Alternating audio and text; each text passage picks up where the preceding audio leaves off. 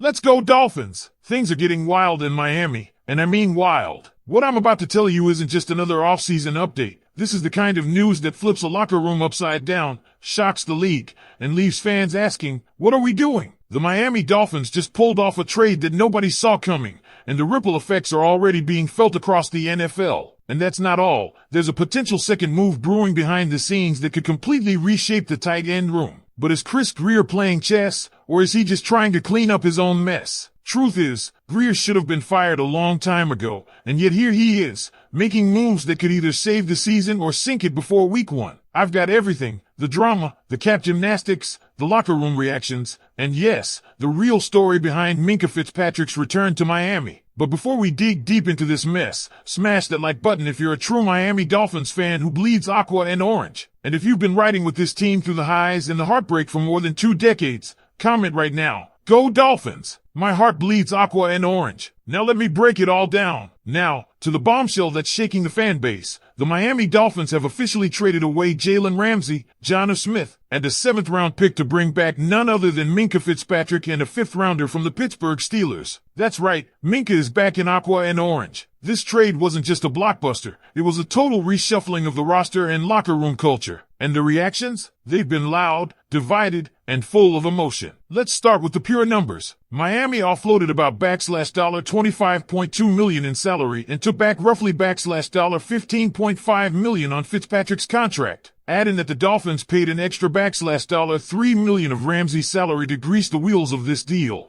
and you've got a net cash savings of around $7 million. But money aside, this wasn't just about the books. This was about culture, conflict, and resetting the defense. Terron Armstead himself confirmed Ramsey would never suit up again for the Dolphins. And Jonnu Smith? The man got a $12 million deal after a career year, but Miami simply wasn't going to pay a tight end who wasn't part of their long-term scheme. Meanwhile, Steelers fans are fuming. The bitterness out of Pittsburgh is real, and that's how you know the Dolphins made the right move. You don't get that kind of reaction unless you took something valuable off someone's hands. In this case, it was a 3-time All-Pro, 5-time Pro Bowler safety who still has plenty of gas left in the tank. Minka Fitzpatrick is back and instantly becomes a centerpiece in a retooled Miami secondary. And let's talk fit. Defensive coordinator Anthony Weaver now has some real chess pieces to work with. Minka, alongside newcomers Ifeatu Melifonwu and Ashton Davis, gives Miami a safety room with actual depth and versatility. Expect Minka to rotate from deep center field to split coverage looks, and even come down into the box to provide run support, something that was sorely lacking last year. And if Melifonwu can stay healthy, this unit could quietly become a strength of the defense. You know what else this trade means? We might see more of Kader Kohou on the boundary, something I've been warning about all offseason. With Ramsey gone, there's a clear path for Kohou to take on a bigger role, and Minka's presence on the back end makes that risk a bit more palatable. Now, ESPN chimed in on this deal and dropped the grades. Seth Walder gave the Dolphins an A and the Steelers a C, and he laid it out clearly. This was a win for Miami. Not only did they unload 2 contracts they had no business carrying into 2025, but they also managed to do so without eating the full cost. Ramsey's new $26.6 million tab? That's Pittsburgh's problem now. And the funny part? Before this deal, no one even thought Miami could find a team willing to take on that kind of money, let alone give up Minka Fitzpatrick for it. But here's where things get juicy. According to inside sources, Ramsey wanted to go to the 49ers, Chargers, or back to the Rams. The Rams were the only team showing serious interest,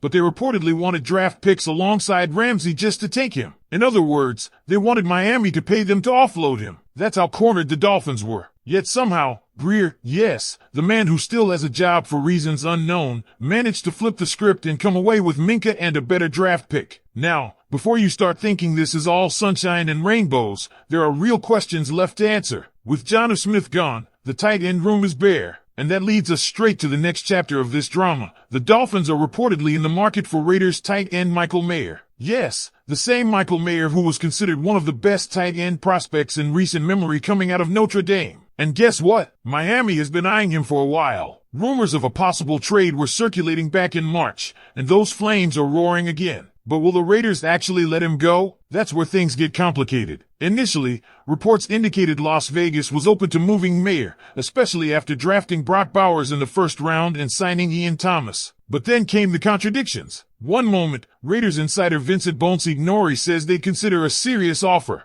The next, he claims the team has no interest in trading Mayer at all. Classic smokescreen behavior if you ask me. You don't float a player like Mayer out there unless you're testing the market. The Dolphins are clearly interested, and with a couple of fourth-round picks to work with, a deal isn't out of the question. But that raises the ultimate question I want to leave you with as we wrap up this first part of the story. Would you trade a fourth-round pick to get Michael Mayer in aqua and orange? Especially now that Jonnu Smith is gone and the Dolphins desperately need a reliable white tight end? Because here's where things get even more intriguing and possibly frustrating depending on how this shakes out. Let's rewind to when Chip Kelly was hired by the Raiders in February. Not even a month later, reports start surfacing from credible insiders like Vincent Bonesignori Nori that the Raiders were actively shopping Michael Mayer. Multiple teams were reportedly doing their due diligence, and yes, the Dolphins were one of them. But since then, the narrative has completely shifted, or at least, that's what Vegas wants us to believe. Why would a team publicly deny interest in trading a player they were just shopping a few months ago? It's basic leverage. You want to create the illusion that you're not desperate to deal so you don't get lowballed. But anyone paying attention knows what's really going on. The Raiders invested a first-round pick in Brock Bowers,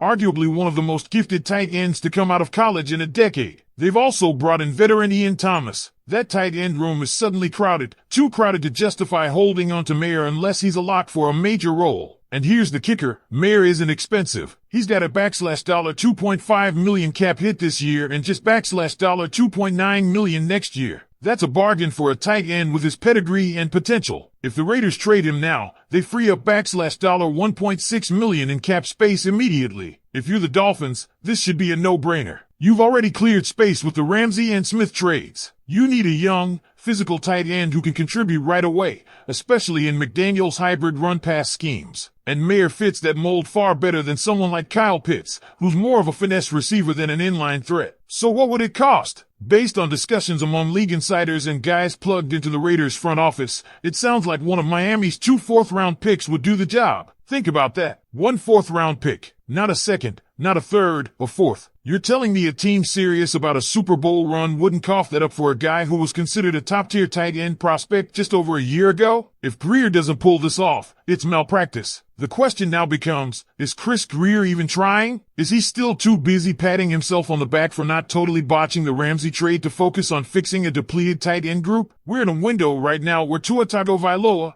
Tyreek Hill, and Jalen Waddle are in their prime. Every hole on the roster matters. Every position without depth could be the one that collapses the whole plan in January. Grier cannot afford to sit on his hands and wait for the market to come to him. The Dolphins need to be aggressive, now. And look, you don't need to squint to see how Mayer could immediately elevate this offense. He's not just a blocker, though he's good at that. He's also got reliable hands, solid route running, and the kind of physicality that helps in the red zone. Give Tua a security blanket underneath while Hill and Waddle stretch the field. That's how you keep drives alive on 3rd and short. That's how you finish red zone trips with 6 instead of 3. That's how you get to the Super Bowl. Of course, there's always a risk when trading for young players, especially ones who haven't fully broken out yet. Mayer's numbers last year weren't eye-popping, but context matters. He was catching passes from Aiden O'Connell, Desmond Ridder, and Gardner Minshew. That's a rotating door of mediocrity. Put him in a system with a real quarterback, an offensive-minded head coach like McDaniel, and more space to operate, you could